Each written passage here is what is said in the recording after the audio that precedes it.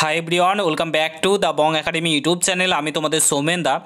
তো বন্ধুরা, আজকে ডাব্লিউবিপিআরবি বোর্ডে ডাব্লিউবিপি অ্যান্ড কেপি যৌথ মঞ্চের তরফ থেকে ডাব্লিউবিপিআরবি বোর্ডে ডেপুটেশন জমা দিতে গেছিলো। তো প্রথমত প্রত্যেককে অসংখ্য ধন্যবাদ যারা যারা আজকে ডেপুটেশন জমা দিতে গেছিলো, এবং সেখান থেকে তোমাদের ডাব্লিউবিপি কেপির এক্সাম রিলেটেড আপডেট, তারপরে তোমাদের যে নতুন ভ্যাকান্সির আপডেট, তারপরে তোমাদের যে প্রশ্নপত্র ফাঁস হচ্ছে, মেয়েদের হাইট, এই সব ব্যাপার নিয়ে কিন্তু প্রশ্ন করা হয়েছিল।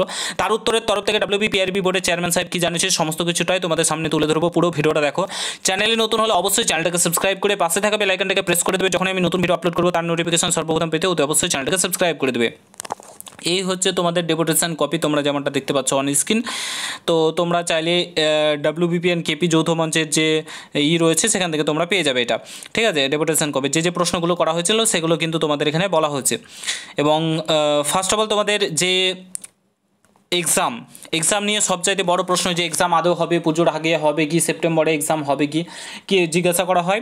তো তার উত্তরে ডাব্লিউবিপিআরবি বোর্ডের চেয়ারম্যান সাহেব জানিয়েছেন যে ওবিসি কেস মিটে গেলেই দ্রুততার সাথে এক্সাম নেওয়া হবে, এবং রাজ্য সরকারের ওপর ডিপেন্ড করছে সেটা। ওবিসি কেস যদি মেটে 2010 সালের কলকাতা হাইকোর্ট যে রায় দিয়েছে 2010 সালের আগেই যে ওবিসির যে লিস্ট ছিল সেই অনুযায়ী সরকার নিয়োগ প্রক্রিয়া চালাতে পারে, ভর্তির প্রক্রিয়া চালাতে পারে।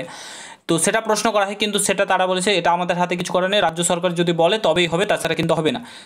আর বলেছে সুপ্রিম কোর্টের যে তোমাদের 15 জুলাই হিয়ারিং রয়েছে সেটার উপর ডিপেন্ড করছে, সেটাতে কী হবে। সেটা যদি হয়ে যায়, ঠিকঠাক সবুজ সংকেত পেয়ে যায়, তাহলে তোমাদের খুব দ্রুততার সঙ্গে এক্সাম নেবে। এবং বলেছে যে তোমাদের সমস্ত দপ্তরে কিন্তু অলরেডি নোটিশ পাঠানো রয়েছে যে তারা দ্রুততার সঙ্গে এক্সাম নেবে।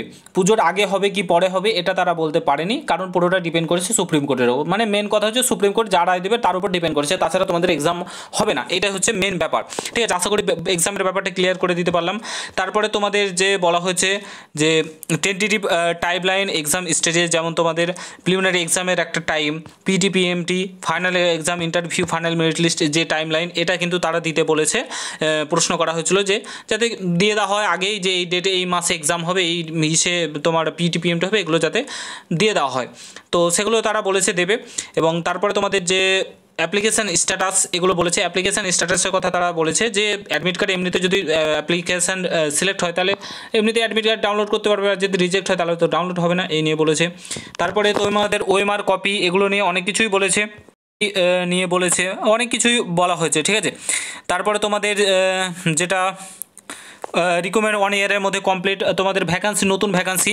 তো তোমাদের নতুন ভ্যাকান্সির যে কথা বলেছে, নতুন ভ্যাকান্সি সেটা হচ্ছে তোমাদের অলরেডি রিপোর্ট হয়ে রয়েছে ডাব্লিউবিপিআরবি বোর্ডে। তোমাদের ওবিসি কেসের জন্য নতুন ভ্যাকান্সি পাবলিশ হচ্ছে না, অনেকগুলো নতুন ভ্যাকান্সি কিন্তু পেন্ডিং পড়ে রয়েছে ডাব্লিউবিপিআরবি বোর্ডে, ঠিক আছে।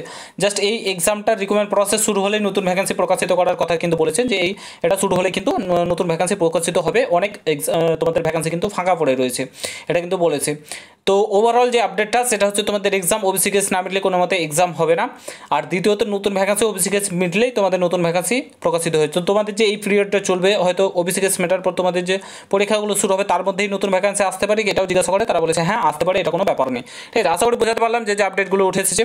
এই ছিল মোটামুটি ভিডিও, আর অসংখ্য ধন্যবাদ যারা ডেপুটেশন জমা দিতে গেছিলো। ভিডিওটা এখানে সমাপ্ত করছি। ভালো লাগলে শেয়ার করে, চ্যানেলে নতুন হলে অবশ্যই সাবস্ক্রাইব করে দিও। দেখা হচ্ছে নতুন ভিডিওর সঙ্গে। ভালো থেকো, সুস্থ থেকো, জয় হিন্দ, বন্দে মাতরম।